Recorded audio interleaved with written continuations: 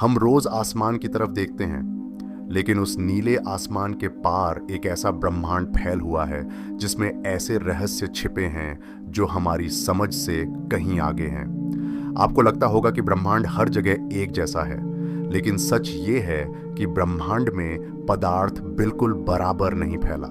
कहीं तारे हैं, कहीं गैलेक्सियों के झुंड, और कहीं सिर्फ सुनसान अंधेरा। ब्रह्मांड के कुछ हिस्से इतने खाली हैं कि वहां रोशनी तक भटक जाती है। ये खाली क्षेत्र सिर्फ थोड़े बहुत नहीं, बल्कि इतने विशाल हैं कि इन्हें वॉइड कहा जाता है।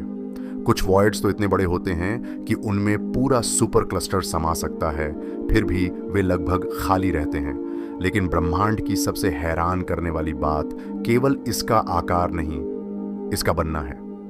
ब्रह्मांड सिर्फ स्थान नहीं है, यह समय और स्थान दोनों का एक साथ बना हुआ जाल है, और गुरुत्वाकर्षण इस जाल को मोड़ सकता है। जहां गुरुत्वाकर्षण ज्यादा होता है वहां वाकई में समय धीरे चलता है। हाँ, समय सचमुच धीमा तेज हो सकता है, और अजीब बात यह है कि जब हम चारों दिशाओं में देखते हैं सब कुछ समान लगता है, जैसे ब्रह्मांड कोई रहस्य छिपा ही नहीं रहा हो। लेकिन असली रहस्य तो दूरी पर छुपा है। जितनी दूर गैलेक्सियां हैं वे उतनी तेजी से हमसे दूर जा रही हैं, और यह कोई इत्तेफाक नहीं, यह एक नियम की तरह काम करता है जिसे हबल का नियम कहा जाता है। इससे हमें पता चलता है कि ब्रह्मांड लगातार फैल रहा है, हर सेकंड, हर दिशा में। और अब आती है सबसे चौंकाने वाली बात। जब हम दूर देखते हैं हम वर्तमान नहीं देखते, हम अतीत देखते हैं। लाखों करोड़ों साल पुराना अतीत।